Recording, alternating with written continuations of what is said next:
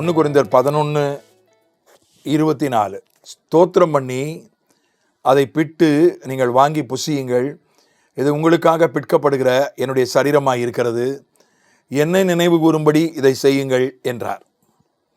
இயேசுநாதர் பஸ்கா அன்று அவர் அப்பத்தை பிட்ட பொழுது அவர் கர்த்தருடைய பந்தியை போஜனத்தை அவர் நடத்திய போது ஸ்தோத்திரம் பண்ணினார். ஆரம்பமே ஸ்தோத்திரம் தான். ஸ்தோத்திரம் என்பதற்கு 2 அர்த்தங்கள் உண்டு. ஒன்று நன்றி செலுத்துவது, இன்னொன்று ஆண்டவரை புகழ்வது. ஸ்தோத்திரம் என்கிற தமிழ் வார்த்தை 2 அர்த்தங்களிலே போடப்பட்டிருக்கிறது. ஆண்டவர் இயேசுவே ஸ்தோத்திரம் பண்ணார். ஒரு மனிதனாக நமக்கு முன்மாதிரியாக வாழ்ந்தபோது அவரே ஸ்தோத்திரம் பண்ணார். இப்போது ஸ்தோத்திரம் பண்ணதில் எல்லாரும் ஏற்றுக்கொண்டு விட்டார்கள். முன்பெல்லாம் பந்தேகோசேக்காரங்க தான் ஸ்தோத்திரம் பண்ணுவாங்க. 70கள் 80களில் நான் பாரம்பரிய சபைகளிலே பிரசங்கிக்க போகும்போது என்னிடத்தில் சொல்வார்கள், அல்லேலுயா தப்பி தவறி கூட போட்டுறாதீங்க அல்லேலுயா என்று சொல்வார்கள். வசனத்தை மட்டும் பேசுங்க, ஜெபம் பண்ணுங்க, அல்லேலுயா போட்டுறாதீங்க தப்பி தவறி என்று சொல்லி அனுப்புவார்கள். ஆனால் இப்போ என்ன சொல்கிறாங்க, நீங்கள் அந்நிய பாஷை பேசுங்க, சும்மா தைரியமாக மைக்கிலே அந்நிய பாஷை பேசுங்கன்னு இப்போ அதே பாரம்பரிய சபைகளில் சொல்கிறாங்க. அந்த அளவுக்கு மாற்றம் வந்திருக்கிறது. கர்த்தருக்கு ஸ்தோத்திரம். இயேசுவே மனிதனாய் பிறந்து வந்தபோது தேவனை ஸ்தோத்திரம் பண்ணினார், தேவனுக்கு நன்றி செலுத்தினார், அவரை புகழ்ந்தார். அதனால் இப்போ ஆராதனை அலை வந்துவிட்டது.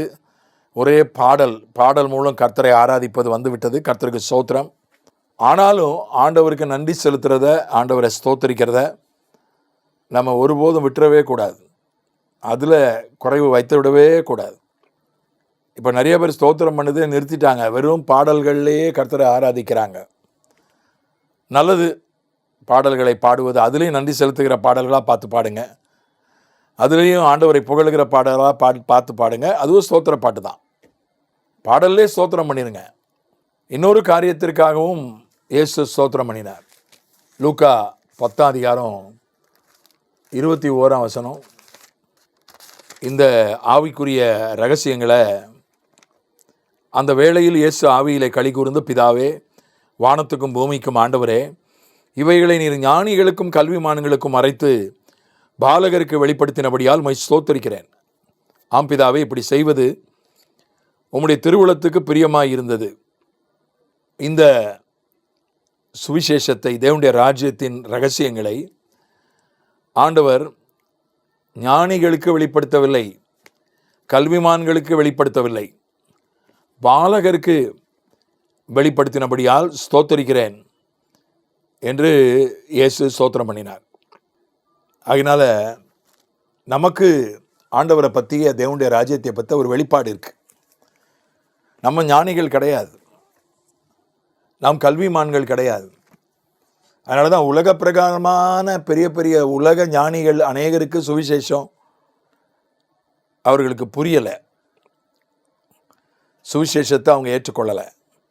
பெரிய படிப்பாளிகள், ஒரு பல்கலைக்கழக துணைவேந்தர் இருந்தால் 16 டாக்டர் பட்டம் வாங்கியிருந்தார் அவர். அந்த மாதிரி பெரிய படிப்பாளிகள்லாம் இருக்காங்க. சிலர்லாம் எழுதின புஸ்தகத்தை நம்மால் வாழ்நாள் முழுவதும் வாசித்து முடிக்க முடியாது, அவ்வளோ புஸ்தகம் எழுதியிருக்காங்க. ஆயிரக்கணக்கான பக்கம் எழுதியிருக்காங்க.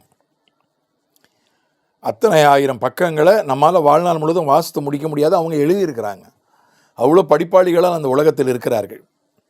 ஆனால் அவர்களுக்கெல்லாம் தேவனுடைய ராஜ்யத்தின் ரகசியங்களை, பரலோக ராஜ்யத்தின் ரகசியங்களை வெளிப்படுத்தாமல் பாலகருக்கு ஆண்டவர் அந்த இடத்துல, இந்த லூக்கா 10 பார்த்தீங்கன்னா யாரை வைத்துக்கொண்டு அதை சொல்கிறார் என்றால், 12 அப்போஸ்தலர்கள் கூட கிடையாது, 70 பேர்.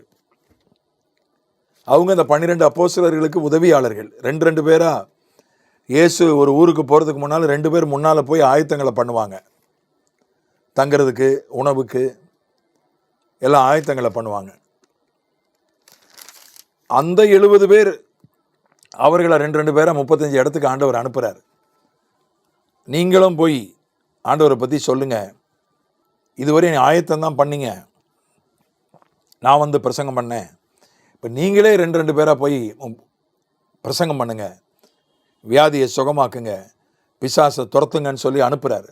அவங்க திரும்பி வந்து சொல்கிறாங்க, ஆண்டவரே உம்முடைய நாமத்தினால பிசாசுகளும் எங்களுக்கு கீழ்ப்படுகிறது என்றார்கள். அப்போ தான் ஆண்டவர் சொல்கிறாரு, ஆவிகள் உங்களுக்கு கீழ்ப்படுகிறதற்காக நீங்கள் சந்தோஷப்படாமல் உங்கள் நாமங்கள் பரலோகத்தில் எழுதியிருக்கிறதுக்காக சந்தோஷப்படுங்கள். சர்ப்பங்களையும் தேள்களையும் மிதிக்கிறதற்கு, சத்ருவின் சகல வல்லமையை மேற்கொள்கிறதுக்கு உங்களுக்கு அதிகாரம் கொடுக்கிறேன், ஒன்றும் உங்களை சேதப்படுத்த மாட்டாது. இங்கே சாத்தானுடைய தோல்வியை பற்றிய ஒரு வெளிப்பாடு, சாத்தான் மீது தேவ பிள்ளைகளுக்கு இருக்கிற அதிகாரத்தை பற்றிய வெளிப்பாடு, சாத்தானுடைய வல்லமையிலிருந்து தேவ பிள்ளைகளுக்கு இருக்கிற பாதுகாப்பை பற்றிய வெளிப்பாடு, பரலோகத்தில் இருக்கக்கூடிய ஜீவ புஸ்தகத்தை பற்றிய வெளிப்பாடு. 4 விஷயங்களை இயேசு சொல்கிறாரு. 17 20 வரைக்கும் இதெல்லாம் சொல்லிட்டு சொல்கிறாரு. இதெல்லாம் பெரிய கல்விமான்களுக்கு, ஞானிகளுக்கு வெளிப்படுத்தாமல் இந்த பாலகருக்கு, அப்போஸ்தலர்களே எப்படிப்பட்டவர்கள்னு உங்களுக்கு தெரியும். மீன் பிடிக்கிறவங்க, படிக்காதவங்க, கிராமத்தான். இந்த 70 பேர் எப்படி இருந்திருப்பாங்க? அவர்கள் இன்னும் பாமரர்களாக இருந்திருப்பார்கள். அவர்களுக்கு தான் சொன்னார், பாலகருக்கு நீங்கள் இந்த 70 பேருக்கு, அவங்க படிக்காதவங்க, உலக ஞானம் அதிகம் இல்லாதவங்க, அவர்களுக்கு வெளிப்படுத்தினரே ஸ்தோத்திரம்னு சொன்னார். அதனால் உலகத்திலேயே பெரிய வெளிப்பாடு, இயேசு தேவனுடைய குமாரன், அவரே வழி என்பதுதான் பெரிய வெளிப்பாடு. அவர்தான் ஆண்டவர், அவர் மூலமாகத்தான் பிதாவினிடத்தில் போக முடியும் என்பது அந்த உலகத்திலேயே பெரிய கல்வி, இந்த உலகத்திலே பெரிய ஞானம் அதுதான். அதை ஆண்டவர் நமக்கு தந்ததற்காய் நாம் நன்றி செலுத்த வேண்டியது அவசியம். வாழ்நாள் முழுவதும் நன்றி செலுத்த வேண்டியது அவசியம். ஆமென்.